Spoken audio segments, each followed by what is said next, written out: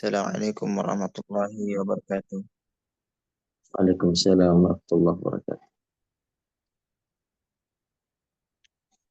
Alhamdulillahi rabbil alamin. Wa bihi nasta'inu ala umur dunya wa din. Wassalatu wassalamu ala rasulillahil karim nabiyina Muhammadin sallallahu alaihi wasallam tasliman katsira wa ba'd. Kembali kita selalu membasahi lisan-lisan kita dengan mengucap syukur kepada Allah atas segala limpahan nikmat dan karunia yang hingga saat ini masih bisa kita rasakan, sehingga kita bisa kembali berkumpul di ruang Zoom ini untuk membahas kelas parenting Ramadan. Kemudian jangan lupa salawat serta salam kita hadiahkan kepada baginda besar Nabi Muhammad Sallallahu Alaihi Wasallam yang diutus ke muka bumi untuk menyempurnakan akhlak manusia. Semoga kita dengan banyak berselawat menjadikan kita tergolong orang-orang yang mendapatkan syafaat di yaumil akhir kelak. Amin ya rabbal alamin. Kami ucapkan ahlan wa sahlan wa marhaban bikum kepada materi kita dan peserta sekalian. Kami menghimbau kepada para peserta untuk menyebarluaskan link Zoom kita ini agar lebih banyak lagi yang mendapatkan manfaat. Semoga dinilai amal jariah dan pemerat timbangan amal di akhirat kelak. Baiklah, untuk mempersingkat waktu, kami persilakan kepada guru kita, ustadz kita, untuk menyampaikan materinya. Fa'alaihi tafaddal mashkura wa majura. Barakallahu fikum. Bismillahirrahmanirrahim. Assalamualaikum warahmatullahi wabarakatuh. Alhamdulillahilladzi bi ni'matihi tatimmus shalihat wa bi fadlihi tunalu a'la darajat wa bi 'afwihi tukaffaru sayyi'at. Segala puji bagi Allah Subhanahu wa taala yang dengan limpahan nikmat darinya lah semata sehingga kesalehan dan kebaikan dapat terlaksana dengan baik dan sempurna. Asyhadu an la ilaha illallah wahdahu la syarikalah wa asyhadu anna Muhammadan abduhu wa rasuluh. Allahumma salli wa sallim wa barik wa an'im ala habibina wa qudwatina wa syafi'ina wa nabiyyina Muhammadin wa ala alihi wa sahbihi wa man sara ala nahjihi ila yaumiddin, amma ba'du. Ma'asyiral muslimin wal muslimat, para ikhwah dan akhwat, para aba dan ummahat yang tergabung dalam ruang Zoom pagi ini ya, bersama kita di dalam membahas materi parenting keluarga. Kembali kita mengingatkan bahwa buku yang menjadi panduan kita di dalam pembahasan ini adalah buku mungil, buku kecil yang disusun oleh Syekh Dr. Musyabbab bin Fahad Al-Asimi hafizahullahu ta'ala. Bukunya judulnya Tis'u wa Tis'una Fikratan li Hayatin Zawjiyatin Sa'idatin. Ada 99 fikrah, kiat atau wasiat untuk membangun keluarga yang berbahagia. Kita dari 99 kiat yang dijelaskan di sini, kita telah masuk pada poin yang ke-12. Poin yang kemarin adalah waqudul hayat, ya, bahan bakar kehidupan yang membuat kehidupan ini dapat berjalan dengan normal. Ya, seperti mesin, dia hanya bisa bergerak dan berjalan aktif kalau diberikan bahan bakar. Nah, bahan bakar kehidupan ini secara keseluruhan, termasuk pula dalam kehidupan rumah tangga yang kita bahas kemarin adalah apa kira-kira? apa yang menjadi bahan bakarnya? Dia akan aktif, bergerak, aktif. Berapa peserta nih? Apa kira-kira bahan bakarnya kehidupan ini?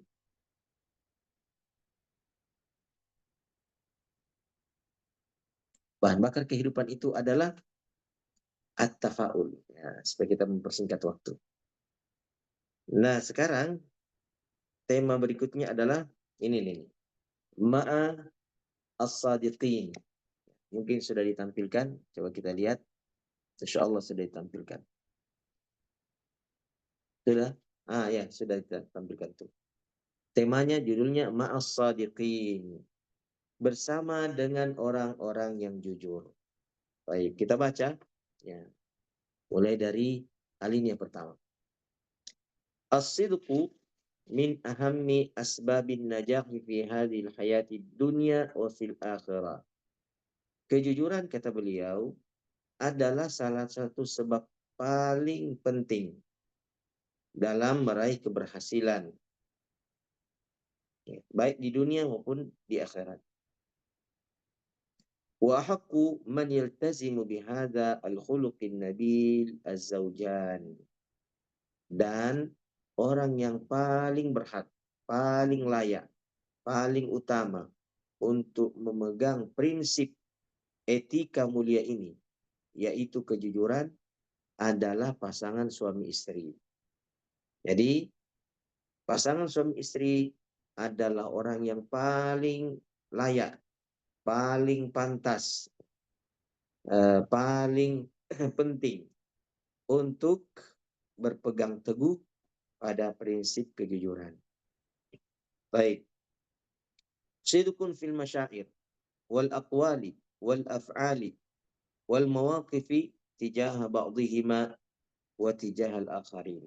Kejujuran dalam perasaan, kejujuran dalam ucapan, kejujuran dalam perbuatan, tingkah laku, dan kejujuran dalam sikap, ya, terhadap pasangan satu sama lain dan terhadap orang-orang di sekitar kita.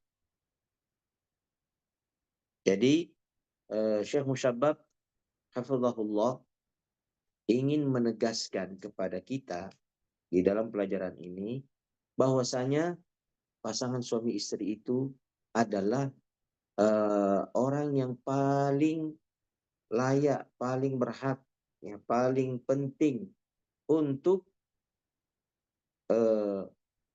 mengaplikasikan dalam interaksi mereka berdua kejujuran ini, ya, dalam segala hal.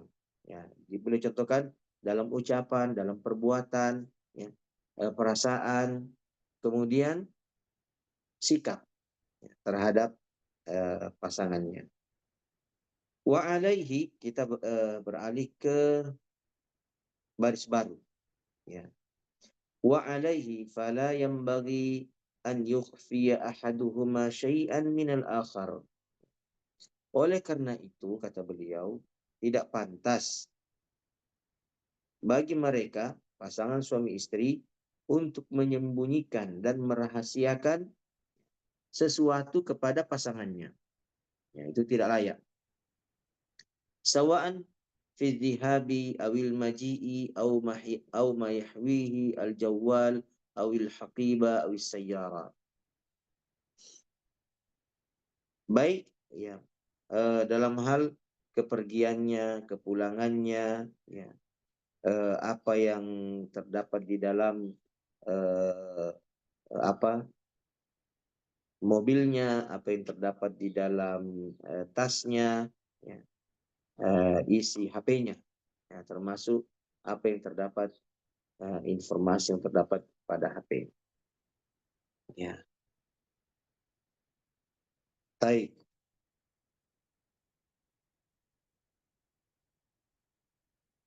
Jadi beliau menganjurkan agar siapa nih? Koresponden kalau kami jelas. Bagaimana suara saya tidak jelas ya? Jelas, Tad.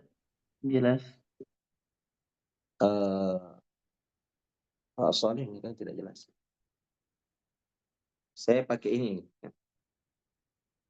Oh, jelas ya, alhamdulillah. Oke lah, kita lanjut kalau begitu ya. Jadi merahasiakan kepada pasangan sesuatu hal bagi beliau adalah sesuatu yang tidak layak. Ya. Meskipun ya ada urusan-urusan tertentu yang jika diketahui ya boleh jadi akan menimbulkan masalah. Umpamanya nih ya orang yang memiliki 2 istri, kalau dia terlalu jujur juga bisa bermasalah. Ya. Akan menimbulkan kecemburuan barangkali ya. Adapun selain daripada poligami barangkali ya, orang yang berpoligami, maka kalau masih satu istri, ya, sebaiknya tidak ada yang disembunyikan. Wabihada taqwa siqatu kulli minhuma bisahibihi. Dengan keterbukaan, dengan kejujuran, maka akan semakin menguatlah kepercayaan masing-masing pasangan kepada pasangannya. Wastaqarral hayatu zawjiyatu wa tastamir. Dan akan harmonislah ya, kehidupan berumah tangga ya, dan akan berjalan dengan normal. Wa yansha jailun minas sadiqina as-salihin.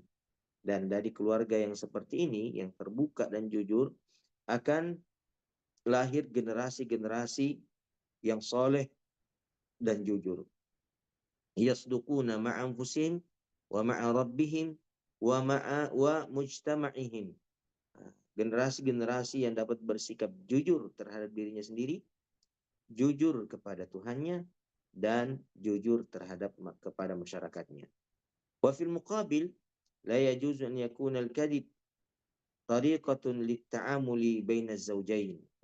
Dan pada sisi yang lain kata beliau, tidak boleh sama sekali kebohongan menjadi metode di dalam berinteraksi antara pasangan suami istri. Ya. Selalu membohongi pasangannya. Ketika dia keluar, dia mengatakan, saya ke sini bersama ini, umpamanya. Ternyata dia tidak ke situ. Dia berada di tempat yang lain dan bersama dengan orang lain. Atau dia menyembunyikan tamu yang datang ke rumahnya. Dia mengatakan, suaminya bertanya, sepertinya ada tamu yang datang. Dia mengatakan tidak ada tamu datang. Seperti Allah musta'an ya, banyak kasus terjadi ya saat ini. Ya, terkait dengan kebohongan. Jadi ada pasangan suami istri selalu membohongi pasangannya. Ya, sehingga apa yang terjadi? Ya, ini istrinya ini kayak detektif ya. Ada dia pasang di HP suaminya itu aplikasi. Subhanallah, dia tahu kemana suaminya pergi, di mana titiknya, kemudian jam berapa lama dia di sana. Semua informasi tentang keberadaan suaminya dia bisa bongkar semuanya. Subhanallah. Nah, hingga akhirnya ya suaminya tidak bisa mengelak sama sekali karena data-datanya jelas.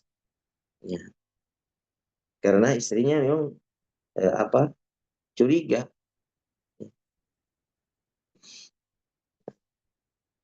Kalau ke tempat itu adalah tempat yang baik, ya kan, punya taklim, tidak ada masalah, ya, ya tidak menjadi masalah. Ini yang menjadi masalah dia bukan ke tempat taklim, ya, dia ke tempat ya tertentu yang tidak pantas untuk dikunjungi, tidak pantas untuk didatangi. Auzubillah. Jadi sekali lagi, ya, janganlah kebohongan itu menjadi metode di dalam berinteraksi antara pasangan suami istri. Selalu menyembunyikan sesuatu terhadap pasangan.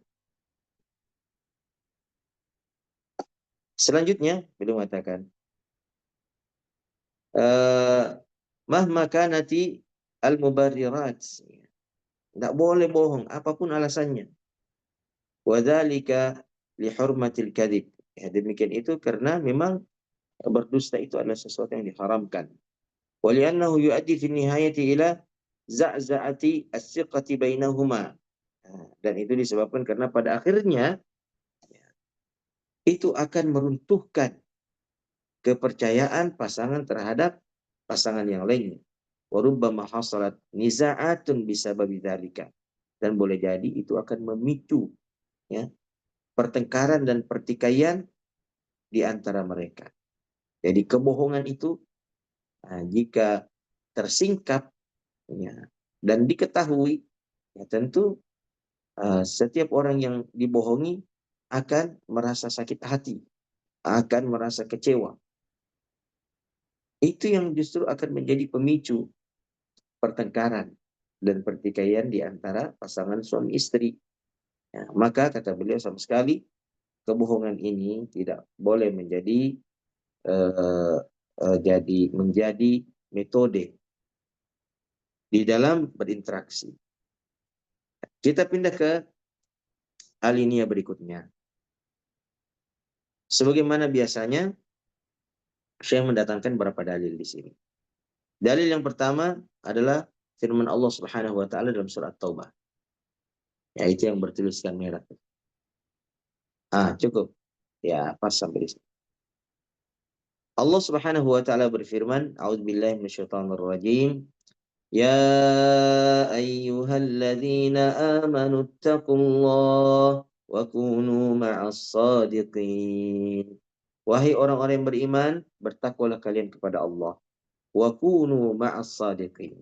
Dan hendaklah kalian senantiasa bersama dengan orang-orang yang jujur.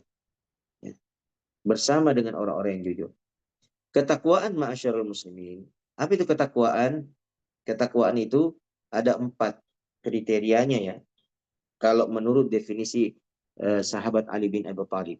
Ya. Kriteria pertama ketakwaan at-taqwatu kata beliau adalah al-khaufu minal jalil. Al-khaufu minal jalil, rasa takut kepada Allah. Yang kedua, al-amal bit tanzil, mengamalkan apa yang diturunkan oleh Allah, maksudnya Al-Qur'an dan Sunnah. Yang ketiga, ar-ridha bil qalil, merasa cukup dengan rezeki yang sedikit. Ya. Selalu merasa cukup. Ya, tidak mengeluh ya, dengan rezeki yang sedikit. Itu takwa. Kemudian yang keempat, al-isti'dadu liyaumir rahil. Selalu siap siaga menghadapi kematian. Ya, karena kematian kan datangnya tiba-tiba. Ya, tidak pakai aba-aba. Maka orang yang bertakwa itu adalah orang yang selalu siap didatangi oleh kematiannya. Ya, kadang ya seseorang itu didatangi oleh kematian di pagi hari. Kadang di siang hari ada yang didatangi kematian. Begitulah pada setiap waktu yang banyak orang yang didatangi kematian. Maka inilah 4 ketakwaan. Ini nggak cukup nih. Nggak cukup nih. Jika ia tidak didampingi oleh sesuatu yang sangat penting. Apa itu? Kunu ma'as shadiqin. Hendaklah engkau senantiasa bersama dengan orang-orang yang jujur. Orang-orang di sekeliling kita itu sangat memberikan pengaruh terhadap diri kita. Ya, Rasulullah Shallallahu Alaihi Wasallam mengatakan, "Al-mar'u ala dini khalilihi." Seseorang itu tergantung pada khalilnya. Agama seseorang itu tergantung pada agama orang-orang terdekat dalam kehidupan sosialnya. Ya. Maka penting untuk menjaga diri kita dalam lingkungan pergaulan kita, baik keluarga, lingkungan kerja, pendidikan, lingkungan masyarakat. Pastikan bahwa kita senantiasa bersama dengan orang-orang yang jujur.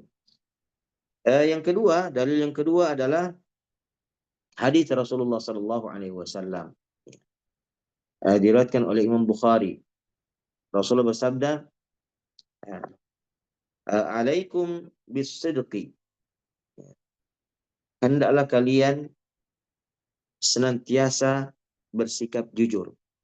Ya, ini kan penggalan pertama dari hadis kan, alaikum bisidqi. Ya. Hendaklah kalian bersikap jujur. Fa inna sidqa yahdi ilal bir. Karena kejujuran itu akan mengantarkan pada kebaikan atau kebajikan, perbuatan-perbuatan baik. Wa innal birra yahdi ilal jannah. Dan perbuatan-perbuatan baik itu akan mengantar pada surga. Wa innar rajula la yasduqu hatta yakuna siddiqan. Dan tidaklah seseorang itu senantiasa bersikap jujur. Dalam riwayat yang lain ada tambahnya kan, wa yataharra sidqa, dan senantiasa memilih kejujuran, hatta yakuna siddiqan, sehingga ia pun nanti akan dicatat sebagai orang yang jujur.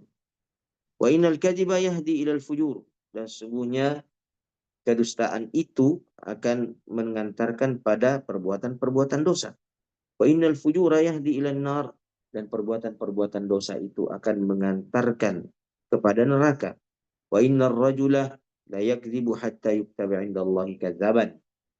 Dan seseorang itu jika senantiasa berbohong, niscaya nanti di sisi Allah dia akan tercatat sebagai pembohong. Nah, sebagian ulama mengatakan terdapat isyarat pada hadis ini bahwa kebiasaan-kebiasaan itu akan membuat seseorang nantinya diistidraj. Ya, istidraj itu dibiarkan berada dalam suatu keadaan yang buruk, ya, dan tidak lagi diselamatkan atau tidak lagi dikeluarkan dari sikap itu, dari keadaan itu. Itu namanya istidraj, atau bahasa kita dikunci. Ya. Nah, seseorang itu terkunci pada suatu keadaan dan kondisi, pada satu sikap dan sifat, itu karena kebiasaannya terhadap sesuatu tersebut. Contohnya, seseorang yang terbiasa jujur, ya, dan selalu memilih kejujuran, maka dia akan dikunci di situ. Dia tidak akan berubah lagi sampai selama-lamanya. Ya. Nah, para ulama kita mengatakan bahwa ada fase usia yang sangat rawan, di mana di situ seseorang akan dikunci sesuai dengan kebiasaan-kebiasaan sebelumnya. Ya, fase usia itu adalah usia 40 tahun. Jadi disinilah pentingnya membiasakan anak-anak kita, ya, untuk bersifat, ya, dan beretika dengan sifat-sifat dan etika yang mulia, dengan akhlak Islami. Semua kebiasaan-kebiasaan buruknya dihentikan sebelum dia berusia 40 tahun. Ya, karena di usia itu seseorang akan dikunci, ya, di atas tabiat-tabiat dan kebiasaan-kebiasaan yang selalu ia lakukan. Baik. Kemudian selanjutnya di alinea berikutnya, alinea terakhir nih. Iya, itu. Beliau mengatakan wa ma'ad da'wati ila tabanni mabda' as-sidqi fil hayati bisyaklin 'am wa baina az-zawjaini bisyaklin khas illa annahu yubahu liz-zawjaini an yakdhiba ba'duhuma 'ala ba'din fil masyairil qalbiyyati faqat. Ya. Meskipun kata beliau kita selalu menyerukan, ya, untuk mengambil prinsip kejujuran ini, untuk mengaplikasikan prinsip kejujuran ini dan berkomitmen terhadapnya. Namun kata beliau, ada kondisi-kondisi tertentu di mana memang dianjurkan bagi pasangan suami istri untuk menyembunyikannya dan berbohong. Apa itu? Cuma satu katanya, kata beliau. yaitu al-masyair al-qalbiyah, faqat, perasaan-perasaan hati saja. Paling begini, mungkin dia lagi sedih, tapi dia tidak mau melibatkan pasangannya dalam kesedihan. Maka dia berbohong tentang perasaannya. Ya. Dia mengatakan saya gembira, supaya pasangannya gembira. Padahal sejatinya dia berada dalam keadaan sedih. Ya, mungkin dia cemas, dia takut. Sebenarnya dia takut juga, dia cemas juga. Ya. Tapi dia tidak mau melibatkan pasangannya dalam kecemasan dan ketakutan yang sama. Nah, maka dia pura-pura tentram. Ya. Dia menyembunyikan perasaannya. Sebenarnya dia ya tidak nyaman dengan mungkin desain pengaturan rumah ya. Tapi dia lihat ini pasangannya sudah lelah sekali, yang mengatur sana sini, berharap pengaturan itu membuat suaminya barangkali nyaman. Tapi sebenarnya dia tidak nyaman dengan pengaturan yang dilakukan oleh istrinya, bagaimana susunan meja, kursi dan seterusnya. Ya, dia tidak nyaman, tapi dia sembunyikan. Ya. Dia justru memuji-muji pasangannya. Ya, jadi kata beliau, meskipun kita menyerukan ya prinsip kejujuran ini untuk diaplikasikan, khususnya dalam interaksi suami istri, ya, namun kata beliau ya, ada sesuatu yang dibolehkan ya, bagi pasangan untuk menyembunyikannya dan bahkan berbohong dengannya, yaitu perasaan hati saja. Wa kullu ma yujlibul mawaddata wa yudkhilus surura 'alaihima wa yu'allifu baina qulubihima. Berbohong dengan tujuan untuk menumbuhkan cinta, ya, memasukkan rasa bahagia dan saling menguatkan ikatan cinta, ya, ikatan hati. Berbohong untuk tujuan itu kata beliau, sifat ini hukumnya mubah. Seperti al-madah, ya, pujian. Ya. Sebenarnya masih banyak wanita yang sangat cantik, yang masih banyak lelaki yang tampan. Ya, tapi tidak mengapa pasangannya itu berbohong. Kamu adalah satu-satunya wanita yang paling cantik. Kamu adalah satu-satunya pria yang paling tampan. Kamulah satu-satunya wanita yang paling ideal. Padahal boleh jadi ya masih banyak di sana wanita yang lebih ideal, lebih cantik, masih banyak lelaki yang lebih ideal, lebih gagah ya, daripada pasangannya. Ya, tapi dia memuji. Atau asyukru, ya, ucapan terima kasih, ya, ucapan syukur, ya. Senantiasa berterima kasih, berterima kasih, berterima kasih. Ya, sampai ketika ia disakiti, syukran, ya. Syukran sudah menyakiti saya. Ya kan? Seseorang itu berterima kasih ketika dia merasa mendapatkan manfaat. Ini justru kemudian watalaffuz bi ibaratil hubbi wal ihtiram wat taqdir. Ya, kata beliau. Ya, berbohong ya, mengungkapkan ungkapan-ungkapan cinta, penghormatan, ya, penghargaan. Wal isyadatu bi ba'dil a'mali hatta walau lam yakunil wahid sadiqan fiha. Atau memuji hasil kerja pasangan. Ya, memuji hasil kerja pasangan meskipun tidak sesuai dengan kenyataannya. Maka berbohong untuk hal-hal yang seperti ini demi menguatkan cinta, kata beliau, tidak mengapa. Hal ini mubah. Amma baqil umur fala yajuzul kadhib fiha nihaiyan. Adapun selain daripada perkara-perkara yang telah disebutkan tadi ini, kata beliau, maka berbohong ya, dalam perkara-perkara itu sama sekali tidak dibenarkan. Khaufan minallahi ta'ala, pertama disebabkan karena rasa takut kepada Allah, karena kebohongan itu adalah sesuatu yang paling dimurkai oleh Allah. Yang kedua, ihtiraman wa taqdiran litarafil akhar, ya, sebagai bentuk penghargaan dan penghormatan kepada pihak lain. Ya, jadi landasan utamanya adalah kita meninggalkan kebohongan dalam perkara-perkara yang lain yang tidak disebutkan di sini. Ya, itu karena motivasi takut kepada Allah. Dan yang kedua, motivasi keduanya karena menghargai perasaan orang lain. Ya, setiap orang akan merasa tersakiti manakala ia dibohongi. Baik, kita telah selesai membaca tema ini, ma'asyiral muslimin. Ya.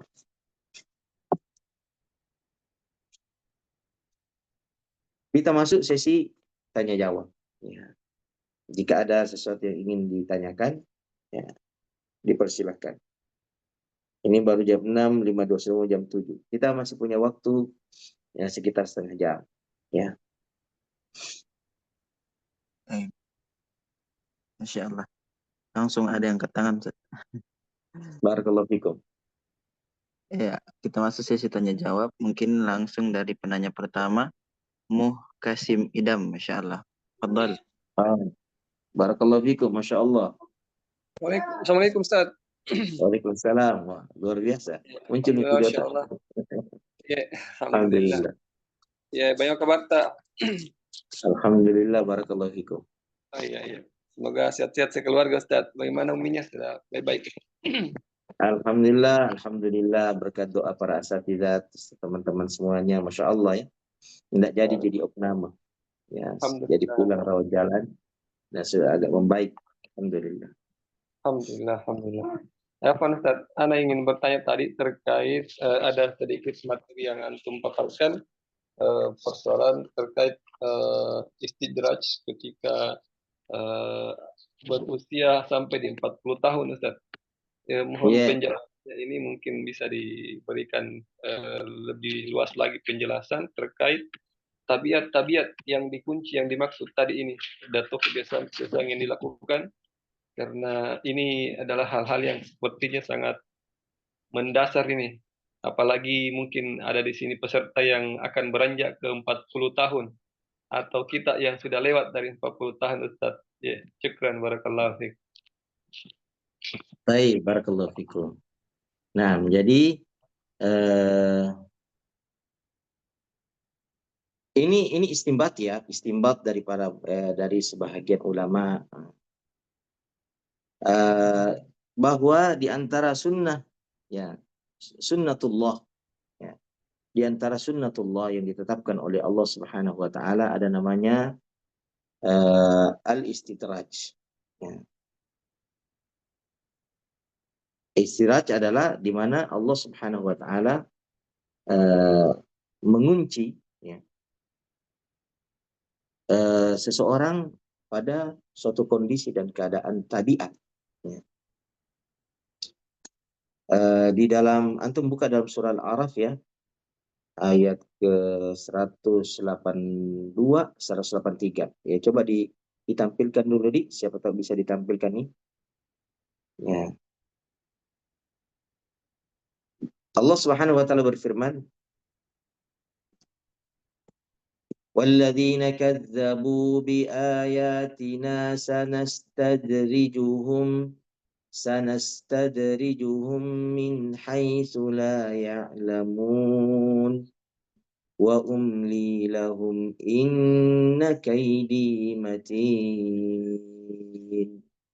Ya. Juga dalam surah Al-Qalam ayat 44 dan 45. Ya.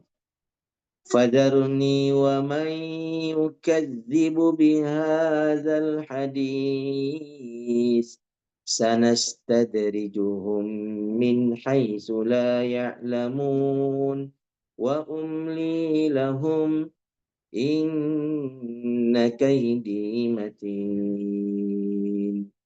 Baik. Jadi istidraj itu bisa berlaku pada individu, orang per orang. Dan istidraj juga itu bisa kena suatu kelompok, ya, suatu masyarakat di istidraj semuanya. Nah, Namun, ma'asyiral muslimin, ya, istidraj ini kalau diakhiri dengan taubat, ada kesempatan bertaubat, maka ya Allah biarkan ya. Allah sudah biarkan, tidak peduli. Tapi ya kalau seseorang itu bisa bertaubat, ya, maka dia akan diselamatkan oleh Allah Subhanahu wa taala. Yani sebenarnya sudah hampir dia binasa akibat daripada istidraj itu, tapi dia segera menyadari kesalahannya, lalu dia bertobat secara sungguh-sungguh kepada Allah Subhanahu wa taala. Ini ada contohnya nih di dalam Al-Qur'an, ya. Kisahnya kaumnya Nabi Yunus. Tunggu saya carikan.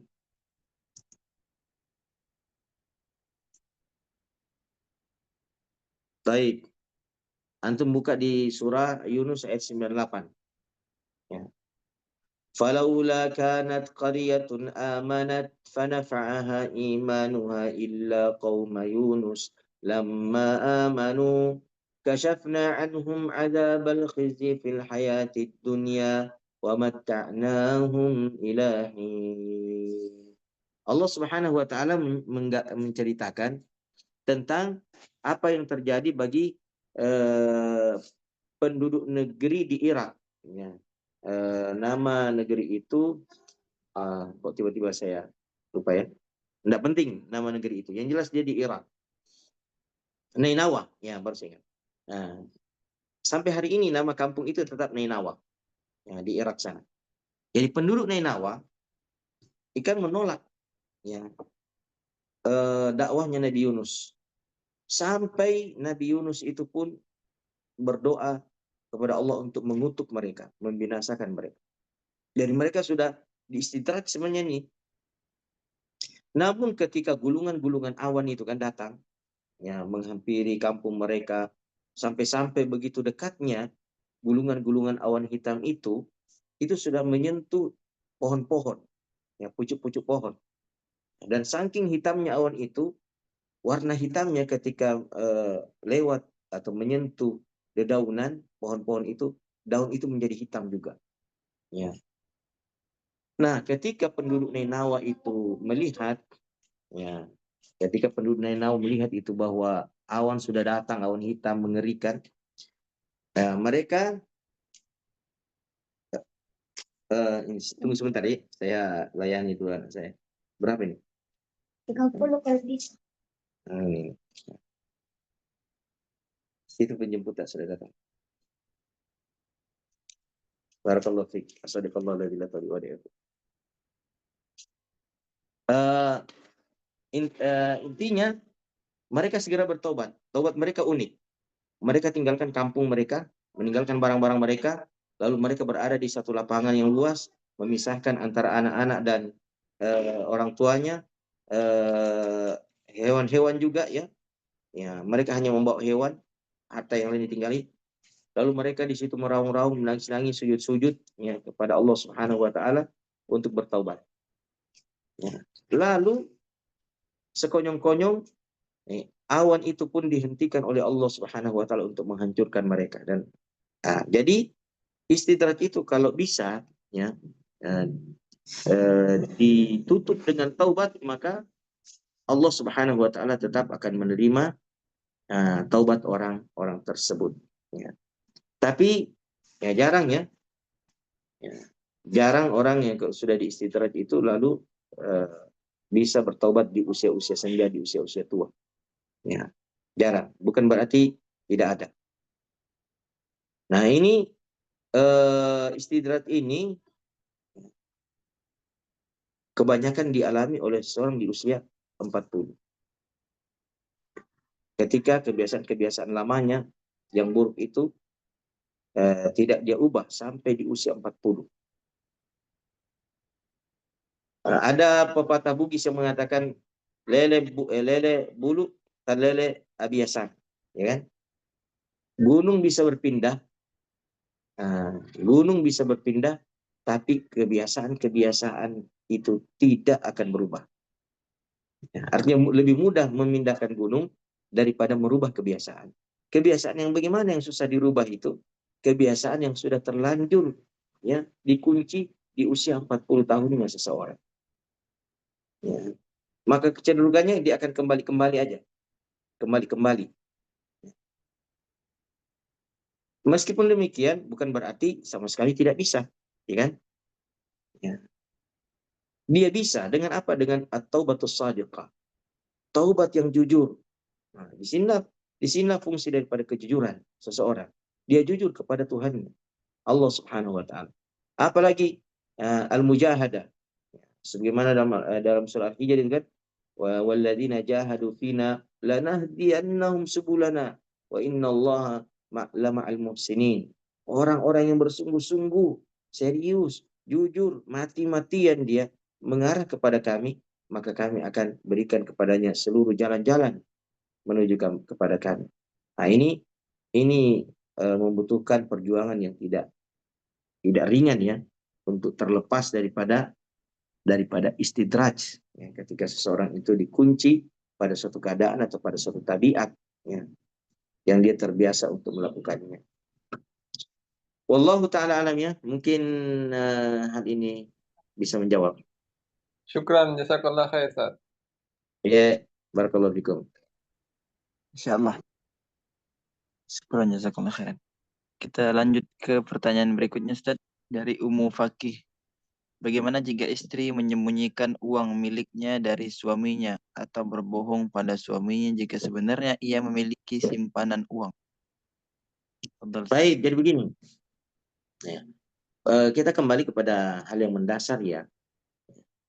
Harta istri itu benar-benar murni pengelolaannya itu diberikan sepenuh-penuhnya kepada istri. Ya, suami tidak boleh campur tangan di situ ya. Ya. Harta istri itu benar-benar miliknya dia, tidak boleh diganggu gugat. Ya. Kita suami ini hanya bisa mengontrol nih, mengontrol. Jangan sampai dia salah gunakan itu. Benar itu hartanya. Ya. Kita sama sekali tidak hati kita tidak boleh berminat ya terhadap harta itu. Ya, untuk memanfaatkannya enggak. Nah, mengapa? Karena pada dasarnya kita ini diperintahkan oleh Allah untuk memberikan nafkah kepada dia. Ya, diwajibkan, kita wajib nih memberi nafkah. Ya, memberi, ya, bukan mengambil dari dia. Maka sama sekali hati kita tidak, sebagai lelaki ya, tidak boleh condong kepada apa yang dimiliki oleh istri. Dia mau kasih tahu, dia tidak mau kasih tahu, itu urusan dia itu. Ya, tapi yang harus kita lakukan ya adalah mengontrol dia. Ya, jangan sampai harta itu dia salah gunakan. Ya, menyebabkan dia terjatuh dalam pelanggaran. Nah, di situ fungsi kita, mengontrol penggunaannya dia. Jangan sampai dia berlebih-lebihan. Betul, ini adalah hartamu dan kamu berhak untuk mengelolanya, ya, membelanjakannya. Tapi kalau sudah berlebih-lebihan, kita berhak untuk melarang. Ya. Mau beli lemari sampai 7 lemari. Rumahnya sempit. Bagaimana ceritanya mau beli 7 lemari? Yang besar-besar. Bukan hanya 2 pintu, 4 pintu dia mau beli. Ya. Sementara rumah kecil. Ya. Bagaimana mungkin mau dipenuhi rumah ini? Nah, akhirnya nanti kita tidur di bawah kolong lemari. Ya kan? Terlalu banyak lemari ini. Nah, di sini fungsi suami untuk mengontrol istri. Jadi tidak mengapa istri. Tapi kalau istri itu seperti Khadijah radhiyallahu taala anha, ini istri yang lebih ideal nih. Ya, tapi kan tidak semua istri seperti itu. Ya. Jadi kalau dia menyembunyikan, dia simpan baik-baik hartanya, tidak masalah. Sepanjang itu adalah hartanya, bukan harta orang lain. Ya kan? Ya, tidak masalah. Ya, kita juga tidak perlu tersinggung, marah. Ternyata ada Jepang Wanta ini berapa? 50 juta, luar biasa. Yang selama ini saya setengah mati ini mencari modal. Jangan tersinggung. Ya. Pada dasarnya juga suami bukan merupakan kewajiban ya. Ini perlu dipahami oleh setiap wanita. tidak ada kewajiban bagi suami untuk membuka seberapa banyak harta yang dia miliki dan seberapa banyak penghasilan yang diperoleh. Ya, haknya seorang istri menerima nafkah dari suaminya. Kewajiban suami memberi nafkah. Tapi untuk menjelaskan secara detail, ya, sekian juta, sekian puluh juta, sekian ratus juta uang saya dan sekian pemasukan, nah itu tidak penting ya untuk diketahui oleh istri, dan tidak ada kewajiban bagi suami untuk menjelaskannya secara terbuka. Tidak ada kewajiban. Kewajibannya cuma memberi nafkah, bukan menjelaskan secara detail penghasilannya. Allah taala alam. Seperti itu ya. Baik, Ustaz. Nah, Insyaallah.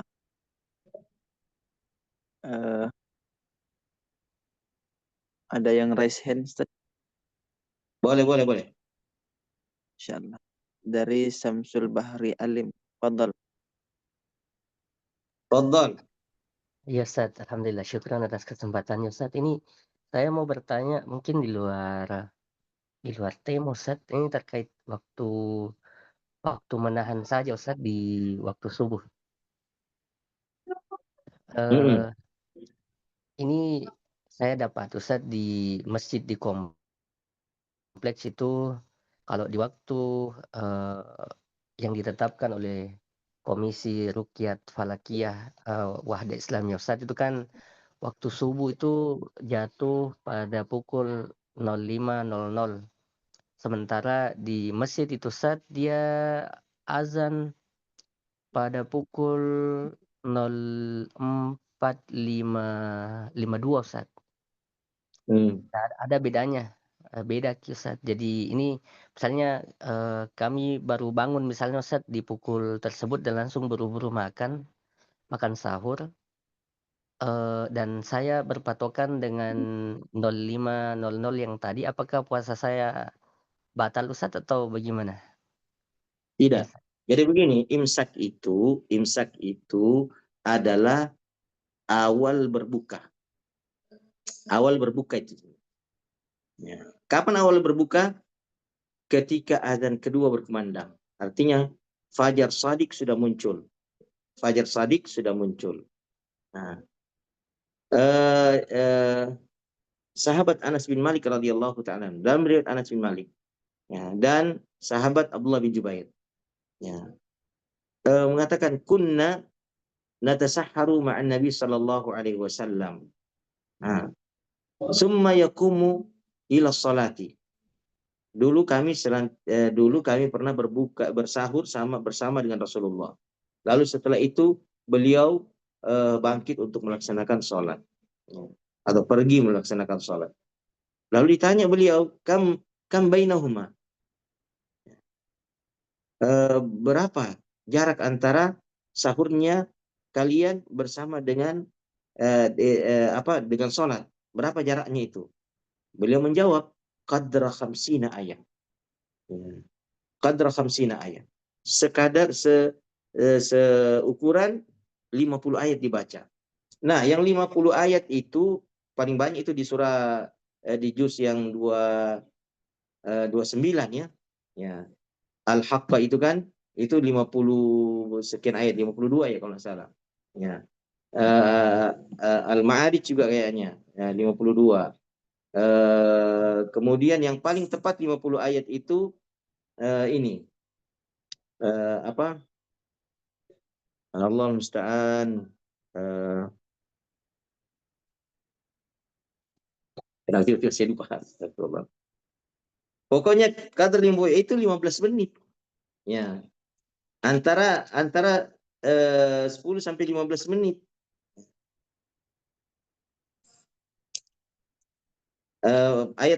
Surat terakhir di juz 29 ya. Nah, itulah dia yang pas dengan 50 ayat itu.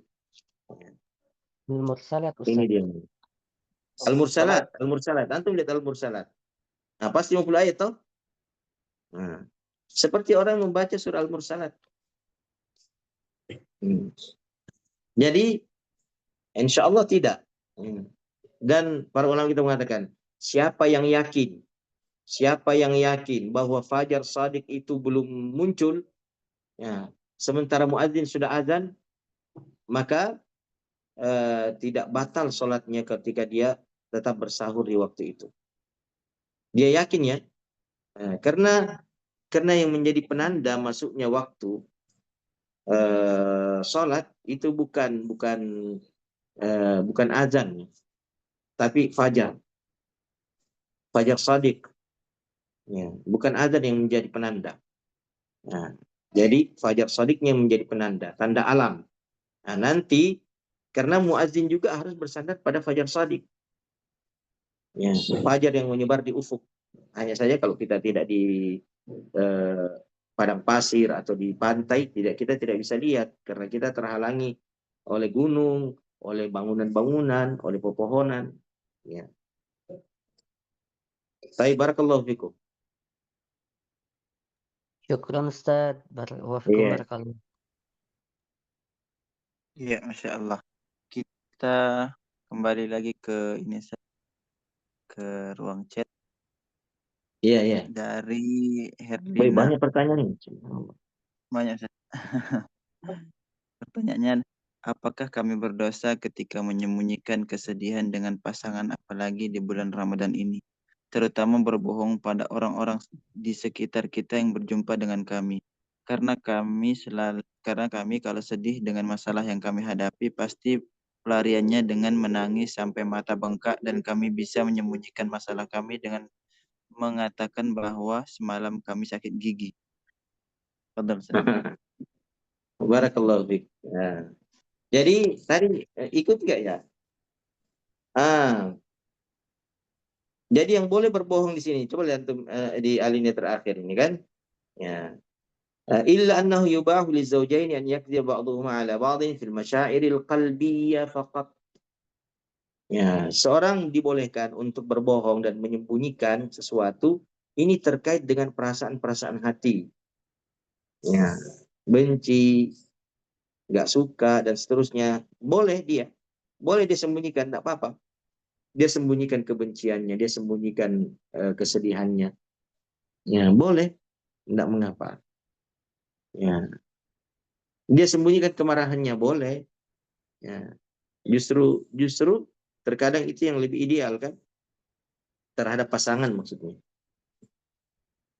Jadi boleh ya, menyembunyikan rasa sakit, tidak mengeluh, boleh. Tidak berdosa insya Allah. Iya. Lanjut, Nah, Ustaz, pertanyaan dari Widya Ayuwandira. Ustadz, bagaimana pandangannya dalam Islam tentang perkataan sebagian orang yang membolehkan berbohong demi kebaikan ini dan itu, Ustadz? Karena saya berpandangan bahwa bohong ya bohong, Ustadz, tetap dosa meski itu demi kebaikan. Sebab dosa dan pahala tidak bisa bercampur. Apakah pandangan saya terhadap hal tersebut, Ustadz? Apa yang keliru? Mohon bimbingannya, Ustadz. Jazakumullah khairan. taib. Jadi pada dasarnya itu bohong tercela. Pada dasarnya itu bohong tercela. Tetapi ada bohong yang dibolehkan. Ya. Di antaranya berbohong untuk mendamaikan dua orang yang bertikai, dua muslim yang bertikai. Ya, kita mengatakan, fulan mengirimkan salam untuk Anda. Ya. Dia sangat rindu dengan Anda. Dia minta maaf. Padahal kita berbohong, dia tidak bilang begitu. Ya, tapi ini dianjurkan, tidak mengapa. Bahkan dianjurkan. Yang kedua, berbohong di medan perang. Ya. Rasulullah mengatakan, innamal harbu khudu'atun. Ya. Perang itu adalah tipu daya. Ya.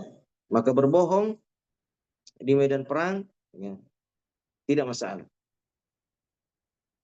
Yang ketiga, ya,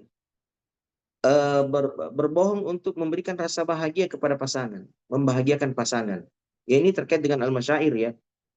Al-masyair atau memuji pasangan yang telah melakukan sesuatu pekerjaan bahkan yang berat, pada dasarnya pekerjaan itu tidak ideal, namun boleh suami berbohong. Wah, Masya Allah, ya, enak sekali masakan tak, padahal asinnya minta ampun.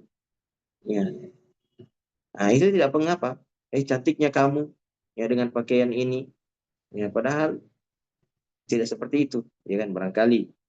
Ya. Jadi pada 3 kondisi itu, ya, mendamaikan orang dalam peperangan, memberikan rasa bahagia kepada pasangan, ya, eh, boleh, ya, atau dianjurkan. Nah, seperti begini, hari ini saya sedih, begitu melihat kamu hilang rasa sedih saya. Padahal sebenarnya tidak hilang, dia berbohong, ya. Nah, dia belum hilang rasa sedihnya, cuma dia ingin membahagiakan pasangannya bahwa dengan kehadirannya benar-benar mendatangkan kebahagiaan dan menghilangkan kesedihan. Ya. Tapi kan kalau dia jujur justru berbahaya kan? Ya, justru berbahaya. Saya ini sedih ini. Kamu datangi kok saya tambah sedih. Justru nanti sakit hati pasangannya. Baik. Pertanyaan berikutnya Ustaz dari hamba Allah. Barakallahu. Bismillah, bagaimana jika pasangan punya prinsip dan perintahkan untuk tidak dibaca chat-chat WA-nya dengan alasan karena perempuan punya sifat cemburu. Katanya jangan sampai ada suatu hal yang tidak perlu dicemburui, tapi nanti cemburu jadi bisa menimbulkan problem ke depannya. Misalkan Ustadz chatan sama lawan jenis karena hal pekerjaan. Terus bagaimana sebaiknya kami sampaikan agar diterima dan tidak merasa digurui terkait materi tadi, kalau tidak boleh ada rahasia termasuk dalam hal isi HP. Insyaallah. Ya, baik. Ya. Ini tergantung kepada kemaslahatan ya, tergantung kepada kemaslahatan. Eh, idealnya pasangan suami istri itu terbuka, ya, dalam segala hal. Itu adalah kondisi yang paling ideal, sehingga benar-benar terbangun kepercayaan satu sama lain. Ya, istri sangat mempercayai suaminya, suami juga sangat mempercayai istrinya. Ya.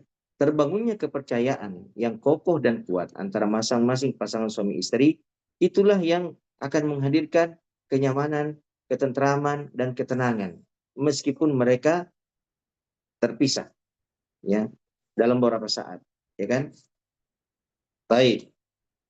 Tapi untuk kondisi-kondisi tertentu, ya, umpamanya seseorang konsultan, ya, konsultan keluarga kah, ya, ada chat-chat tertentu yang boleh jadi tidak ada pelanggaran di situ, tidak ada pelanggaran syariat di situ.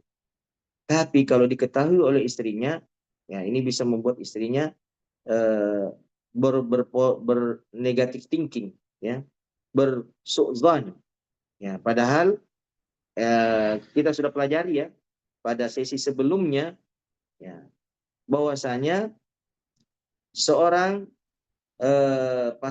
pasangan itu harus senantiasa berhusnudzan kepada pasangan yang lainnya. Tapi dalam kasus ini suami barangkali khawatir ini bukan lagi husnudzan nanti yang muncul dari istri ini bisa suudzon, maka dia sembunyikan demi suatu kemaslahatan, maka itu tidak mengapa. Ya, tidak mengapa dia sembunyikan. Bukan pelanggaran ya. Dan hati-hati seorang lelaki ini waspada, hati-hati, sudah banyak yang tergelincir. Ya, kita harus wanti-wanti nih para suami ini dengan HP-nya, dengan media sosialnya, ya, dengan rekan kerjanya. Ya, Rasulullah SAW mengatakan, iyyakum wal hamu. Hati-hati kalian terhadap ipar. Jangan main-main terhadap ipar. Bukan. Rasulullah mengatakan, uh, uh, farru minal hamu firarukumul asad. Atau kama qala sallallahu atau Rasulullah mengatakan alhamu al-maut, ya. Larilah engkau menjauhlah engkau dari iparmu seperti engkau menjauhi singa, atau takutlah kalian kepada ipar kalian seperti takutnya kalian kepada kematian. Ya. Alhamu al-maut, ya kan? Ya. Ini karena bahayanya fitnah wanita itu, hatta ipar sendiri, apalagi kalau rekan kerja, ya. Dan ketika istri menasehati, ya, nasihat istri harus didengarkan, ya, terkait dengan bahaya itu, ya. Ya, meskipun tentu ketika istri memberikan nasihat harus ada etika, ya, karena dia ini menasihati seorang pemimpin, ya kan? Maka wanita itu harus memiliki etika yang baik, ya, ketika memberikan saran, memberikan nasihat kepada suami. Karena bagaimanapun suami posisinya adalah pemimpin, dan pemimpin itu dia tidak dinasihati secara terbuka, dan bukan dengan metode mendikte, ya. Wallahu ta'ala. Bagaimana menyampaikan supaya tidak merasa digurui? Ya, banyak cara, ya. Banyak cara, banyak metode. Ya. Kalau metode secara langsung, ya, bisa jadi. Tapi kalau dengan metode lembut, ya, tidak menggurui, tatapan matanya tidak tajam, ya, mukanya tidak datar, ya. Tapi dia datang, mungkin dia elus-elus suaminya, ya, dia rangkul suaminya. Bagaimanalah wanita itu membujuk, ya, sedemikian rupa, ya, dan tetap memberikan penghargaan, tidak langsung nyodok pada inti masalah. Mungkin dia berliku-liku dulu, ya kan, ya, ke sana kemari, dan dia sebut barangkali kasus yang lain, ya, ada kasus begini, kira-kira bagaimana pendapat kita, ya, ya kan. Dia jangan kalau mendikte itu kan langsung orangnya, kenapa kita begitu, ya, langsung suaminya, kenapa kita begitu. Semestinya kita tidak boleh begitu, ya. Kita ini sebagai pemimpin, ya, harus memberikan keteladanan. Wah, nggak begitu caranya memberikan nasihat kepada suami. Ada sebagian istri begitu caranya, langsung dia tunjuk-tunjuk, ya, dengan katanya. Dia tidak tunjuk dengan jemarinya, ya, jemari tidak menunjuk, tapi ungkapan kata menunjuk, ya. Dia mungkin begini, dia lipat tangannya, tapi dia mengatakan kenapa kita begitu, ya. Semestinya kita tidak boleh begitu, ya. Kita ini adalah seorang pemimpin, kita ini adalah seorang teladan, semestinya kita begini. Nah, itu namanya mendikte, ya. Lelaki akan merasa sangat terlukai jika dinasihati dengan cara dan metode seperti itu. Wallahu ta'ala. Iya, lanjut ke pertanyaan berikutnya, Ustaz, dari hamba Allah. Bismillah, bagaimana hukumnya Ustadz bila mana seorang suami yang mengumbar masalah keluarga di media sosial, seperti meng-screenshot chatnya antara istrinya bila bertengkar dan dibuat status di media sosial dengan alasan supaya semua orang tahu, hukumnya apa itu Ustadz, apalagi pada bulan Ramadan? Auzubillah. Kita harus nasihati suami-suami seperti itu, ya. Nggak boleh sama sekali. Jangankan di media sosial, sebenarnya di depan anak itu nggak boleh, ya, memperlihatkan. Ya. Nggak boleh, apalagi sampai di media sosial, ya, mengumbar sampai chatnya, ya kan? Kecuali kita jadi mengungkap, ya, aib itu, mengungkap ini kan aib, ya, terbongkar aib seseorang itu melalui pertengkaran, ya. Boleh, kapan? Pertama, ketika minta nasihat, dan kepada orang yang layak memberikan nasihat, ya. Khususnya dalam dalam kasus rumah tangga ya. Nah, yang dimintai nasihat pertama kali adalah dari kalangan keluarga. Ya, jadi kita lihat dari kalangan keluarganya nih, ayahnya, kakak lelakinya, saudaranya secara umum ya. Kita lihat, tapi kalau di media sosial, siapa yang mesti kita percaya di media sosial? Auzubillah. Ya, haram hukumnya itu. Mengumbar aib rumah tangga di media sosial. Masalah rumah tangga di media sosial. Haram hukumnya. Dan itu tidak akan menyelesaikan masalah. Justru akan menjadi masalah itu semakin liar, tak terkendali. Auzubillah. Ya, biasanya wanita yang seperti itu. Kenapa ada lelaki seperti itu? Baik.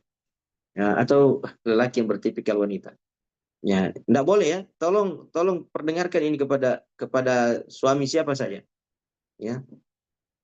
Jangan mengumbar pertengkaran ya dengan pasangan itu di media sosial. Ya, di status. Ya. Tapi kalau Anda mau menyampaikan, Anda sudah pusing ini, Anda tidak tahu bagaimana jalan keluar ini masalah ini, bertengkar terus, maka Anda boleh menyampaikan itu kepada orang yang Anda harapkan nasihatnya. Orang itu memang layak, ya, pantas, ya, memiliki kapasitas, ya, orangnya jujur, ya, bukan pagar makan tanaman. Ini khusus wanita ya. Ya, jangan Anda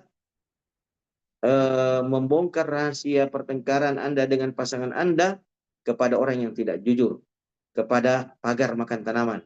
Ya, Anda bisa hancur. Keluarga Anda bisa berantakan pada akhirnya. Bukan mencari solusi jadinya. Karena ternyata yang dimintai nasihat itu justru mengambil kesempatan. Wal'iyadzubillah. Ya. Dan saya bisa menyebutkan satu kasus ya, di mana terjatuhlah mereka pada apa yang dilarang oleh Allah Subhanahu wa taala hanya karena curhat-curhat masalah rumah tangga. Ya, ujung-ujungnya ya mereka bermasalah. Jadi waspada kalau Anda mau meminta nasihat, membongkar semua apa yang terjadi dalam pertengkaran Anda bersama dengan pasangan. Kalau wanita, pilih baik-baik orang yang tempati Anda minta nasihat dan mengungkapkan sejujur. Lihat orangnya, lihat kejujurannya. Nah, jangan ceroboh. Nah, lelaki demikian pula. Kalau dia mau mencurhatkan sesuatu, curhatkanlah kepada orang yang bisa memberikan nasihat. Ya. Dari kalangan keluarganya, Anda lihat ayahnya, Anda lihat paman-pamannya, Anda lihat saudara-saudaranya. Ya. Dan tidak semua saudara-saudaranya. Nah, tidak semua saudara-saudaranya. Yang tidak layak pun Anda sampaikan, yang saudaranya yang tidak layak ya memberikan nasihat dan ikut campur Anda juga sampaikan. Nah, itu justru bisa menjadi tambah runyam, tambah bermasalah. Ya, dan ada tuntunannya di dalam Al-Quran ya, terkait dengan mengadukan permasalahan rumah tangga kepada kerabat masing-masing. Ya, dengan syarat tujuannya adalah islah, untuk mendamaikan. Tapi di media sosial apalagi sampai apa tadi ya, men-screenshot ya percakapan pertengkaran, chatting, itu haram hukumnya, tidak boleh. Wallahu taala alam. Baik Ustaz, itu tadi pertanyaan terakhir Ustaz. Mungkin bisa langsung closing statement dan jihad. Baik, barakallahu fikum. Kita sudah sampai ya di penghujung pertemuan kita pada tema ma'as sadiqin. Ya, perintah Allah kepada setiap kita untuk senantiasa bersama dengan orang-orang yang jujur. Ya. Sebaik apa kita bersikap jujur kepada diri kita, kepada Tuhan kita, Allah Subhanahu wa taala, dan kepada pasangan kita serta orang-orang di sekitar kita, maka sebaik itulah ya level derajat kemuliaan kita di sisi Allah dan di sisi orang-orang di sekitar kita. Dan seburuk apa kita mendustai diri kita, Tuhan kita, dan orang-orang di sekitar kita, maka seburuk itulah level rendah kehinaan yang akan kita derita, baik di dunia maupun di akhirat nanti.